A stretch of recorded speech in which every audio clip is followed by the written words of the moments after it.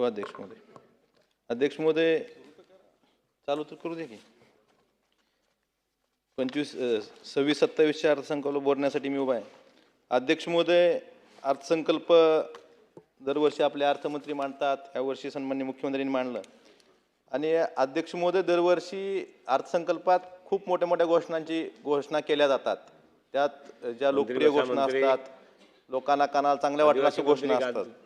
पण प्रत्यक्षात अध्यक्ष महोदय यात काय होतं? अध्यक्ष महोदय, जे आकडे अर्थसंकल्पात दाखवले जातात ते प्रत्यक्षात तेवढी जमा होती का?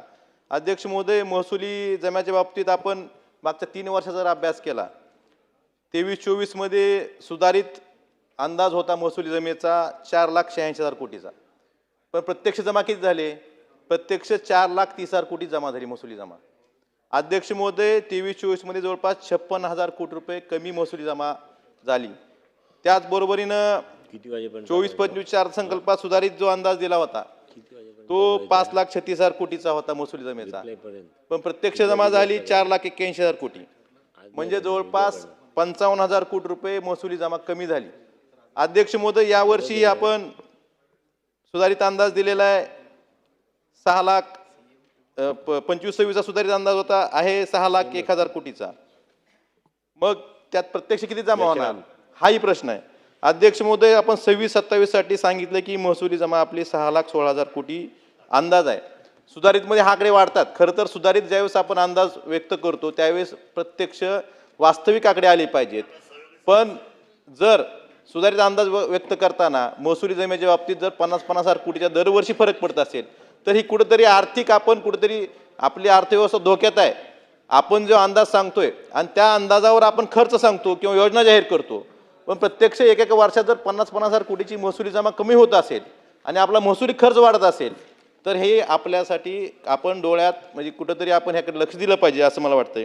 अध्यक्ष महोदय, कुठलाही विकास आपण जर बघितलं की भांडवली खर्च महसुली खर्च जो आहे तो आपला बहुतांश कशावर होतो? अनिवार्य जे खर्च आहेत, पगार असेल, निवृत्ती वेतन असेल, व्याज असेल किंवा कर्जाची परतफेड असेल. परंतु अध्यक्ष महोदय, सगळ्यात महत्त्वाचा जर कुठल्याही राज्याचा विकास जर बघायचा झाला किंवा राज्याचा विकास जर व्हायचा असेल तर भांडवली खर्चावर आपण किती खर्च करतोय. ज्या दृष्टीनं पायाभूत सुविधा असतील किंवा ज्या बाकीच्या गोष्टी असतील त्यातून आपल्या राज्याचं उत्पन्न GSDP वाढू शकतो. या भांडवली खर्चावर आपण जर बघितलं 23-24 पासून 26-27 पर्यंत आपण 11-12% पुढे जात नाहीत. आपल्यापेक्षा उत्तर प्रदेश सारखं राज्य जे आपण तिथून बरेच लोक रोजगारासाठी महाराष्ट्रात येत होते ते सुद्धा राज्य जर 16% खर्च करू शकत असेल आणि आपण 11-12% पुढे जात नसेल तर आपण $5 ट्रिलियन ज्या अर्थव्यवस्थेत स्वप्न बघतोय ही स्वप्न कशी पूर्ण होणार? आपण जोपर्यंत भांडवली खर्चावर जास्त आपण तरतूद करत नाही किंवा भांडवली खर्च वाढवत नाहीत तोपर्यंत आपली अर्थव्यवस्था $5 ट्रिलियन जे आपण उद्दिष्ट राखलेलं आहे हे पूर्ण होणार नाही असं मला वाटतंय. अध्यक्ष महोदय, आपण भांडवली खर्चात सुद्धा सगळ्यात जास्त खर्च कशावर करतो? वाहतूक व्यवस्थेवर, दळणवळणावर. पण कृषीवर किती करतो? कृषीवर अत्यल्प खर्च करतो. आपली ग्रामीण अर्थव्यवस्था ही कृषीवर अवलंबून अध्यक्ष महोदय. परंतु ही आपण कृषीवर जे खर्च कमी करतोय त्यातून कृषी अर्थव्यवस्था वाढवायचं. अध्यक्ष महोदय, परवाच मुख्यमंत्र्यांनी परवाच्या भाषणात सांगितलं की कृषीच्या बाबतीत आपण जी आपली अर्थव्यवस्था $500 अब्ज करायची. अध्यक्ष महोदय, मला आपल्याला विचारायचं आहे, आपण कृषीवरली तरतूद जर कमी करत असू तर ती अर्थव्यवस्था आपली $500 अब्ज पण 2047 कशी जाईल?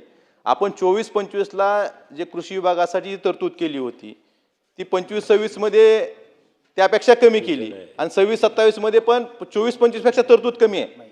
तर $500 अब्ज पर्यंत आपली 2047 पर्यंत कृषीची अर्थव्यवस्था आपण करण्याचा जो उद्दिष्ट ठेवलेला आहे हे पूर्ण कसं होणार? अध्यक्ष महोदय, आपण मुख्यमंत्री महोदयांनी या ठिकाणी एक सगळ्यात महत्त्वाची घोषणा केली कर्जमाफीची, पुण्यश्लोक अहिल्यादेवी होळकर यांच्या नावानं. पण अध्यक्ष महोदय, या योजनेमध्ये मला आपल्याला सांगायचंय की मुख्यमंत्री महोदयांनी सांगितलं की 30 सप्टेंबर 2025 ला जी थकीत कर्ज असतील त्यांना आपण कर्ज देऊ. पण आपल्याला आठवण करून द्यायची 31 मार्च महिन्यात मागच्या 2025च्या मार्च महिन्यामध्ये सरकारच्या वतीने असं सांगितलं गेलं होतं की कर्जमाफी आता होणार नाही, तुम्ही कर्जाची चालूबाकी नवजुनं करून घ्या. मग सरकारच्या वतीने सांगितलं गेलं त्यामुळे शेतकऱ्यांनी कर्जमाफीचं आपले कर्ज जे होतं शेतकऱ्यांचं ती त्यांनी नवजुनं करून घेतलं. एकतर शेतकरी 31 मार्चला नवजुनं करून घेतात किंवा 30 जूनला करून घेतात. मग अशा वेळेस तुम्ही सरकारच्या वतीनं सांगता की कर्जमाफी होणार नाही, तुम्ही तुमच्या कर्जाचं नवजुनं करून घ्या, कर्ज परतफेड करून घ्या, पण नंतर तुम्ही आता सांगता की 30 सप्टेंबरची डेडलाईन धरून या ठिकाणी जे थकीत असतील त्यांना आम्ही कर्जमाफी देऊ. अध्यक्ष महोदय, अर्थसंकल्प जर बघितला यात कुठलीही तरतूद दिसून येत नाही. ही कर्जमाफी लागू कधी करणार, ह्यात पात्र शेतकरी कुठले? आपण बघतोय की 19 मध्ये माननीय उद्धवजी ठाकरे साहेबांनी कर्जमाफी 2 लाखापर्यंत केली होती, पण जसं त्यावेळेस 2 लाख केली होती. आपण कर्ज राज्याचं वाढतंय, प्रत्येकाचं कर्ज वाढतंय, मग शेतकऱ्यांचं कर्ज वाढलं नाही का? मग तो आकडा 2 लाखावरनं आपण का वाढवला नाही, ह्याचं उत्तर आपण दिलं पाहिजे. अध्यक्ष महोदय, कर्जमाफीच्या बाबतीत फक्त पीक कर्ज माफ करणार आहेत का आपण?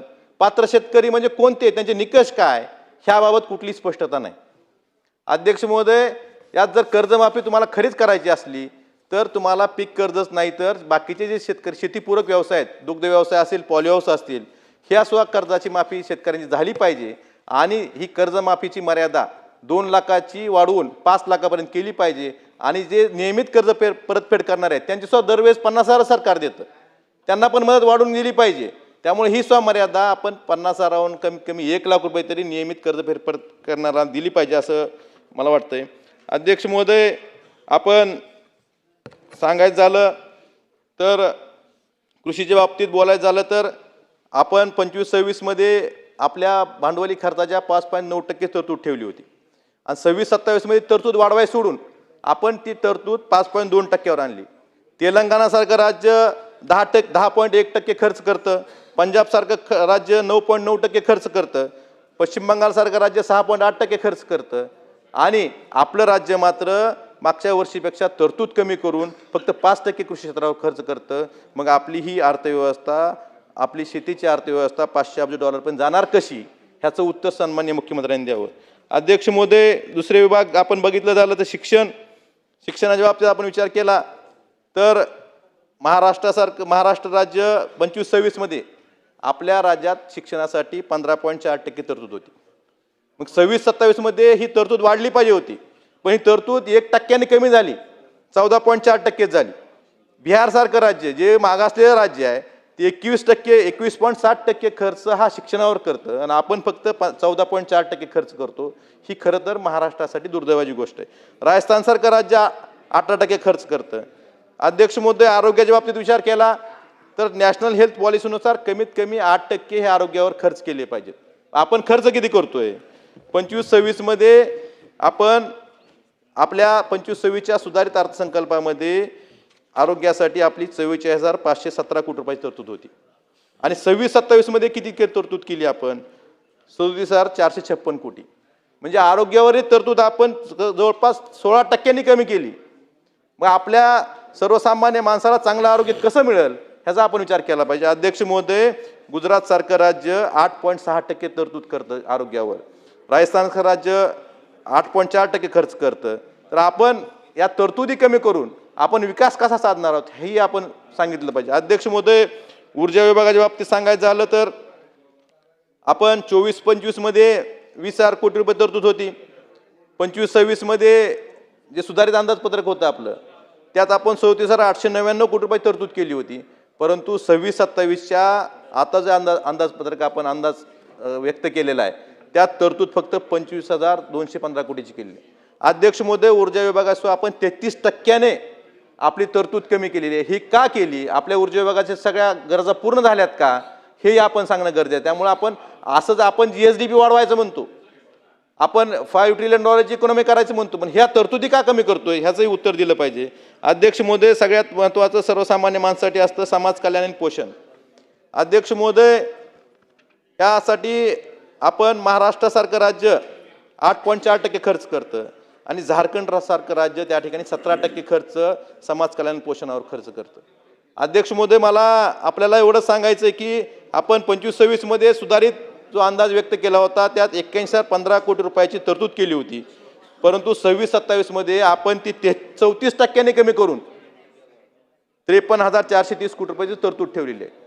त्यामुळे अध्यक्ष महोदय, आपण हे सर्वसामान्य माणसासाठी ज्या गोष्टी आहेत त्यासाठी आपण खूप तरतूद कमी करतोय आणि दुसऱ्या बाजूला आपण म्हणतोय की आपण एक शेवटचा मुद्दा घेतो. अध्यक्ष महोदय, कर्जाच्या बाबतीत जवळपास 11 लाख कोटी रुपयाचं कर्ज आपल्या राज्यावर आहे. आपण नेहमी सांगतो की 25% आपल्या GSDPच्या 25% आत हे कर्ज आहे. पण अध्यक्ष महोदय, आपली जी महामंडळ आहेत, आपली मेट्रो असेल, रस्ते विकास महामंडळ असतील, वेगवेगळी महामंडळ असतील, ह्यासाठी जी थकामी घेतो आपण, ती कर्ज ह्यात दाखवलेली नाही. जवळपास 1,80,757 कोटी रुपयाची कर्ज आहेत. अध्यक्ष महोदय, हे दोन्ही जर कर्ज एकत्र केली, कारण आपण बघतोय आपण जर थकामी जरी घेतली तरी आपण सहकर्जदार आहेत राज्य सरकार, ती महामंडळी आपल्याच मालकीची आहेत. त्यामुळे कर्ज आपण त्या आकडे कुठेतरी बाजूला लपवून आपण त्या कर्जापासून लांब जाऊ शकत नाहीत. असं जर विचार केला अध्यक्ष महोदय, तर आज आपल्यावर 12,83,411 कोटी रुपयाचं कर्ज आहे. मागच्या वर्षीच धरलं, ह्या वर्षी थकामी 1 रुपया धरली नाही तरी 25-26ची थकामी धरली आणि या वर्षीचं 11 लाख कोटी कर्ज धरलं तर 12,83,000 कोटी रुपयाचं कर्ज महाराष्ट्रावर आहे. आणि ते एकूण टक्केवारीच्या जे 25%ची मर्यादा आहे त्याच्या आपण जवळपास 24% आसपास पोहोचलेले आहेत. म्हणजे आपण बॉर्डर लाईनला आहेत. धन्यवाद. तर अध्यक्ष महोदय, मला एवढंच सांगायचंय, ह्या ज्या आर्थिक आपण ज्या गोष्टी केलेल्या आहेत, ह्या अर्थसंकल्प फुगवून खोटे आकडे जे समोर आणून ह्या जर आपण स्वतःचीच फसवणूक करत असेल तर ह्याबाबत सुद्धा आपण विचार केला पाहिजे, असंच मला वाटतं. धन्यवाद अध्यक्ष महोदय. राजेंद्र गावित, नरेंद्र बोंडेकर, श्री चंद्रकांत सोनवणे.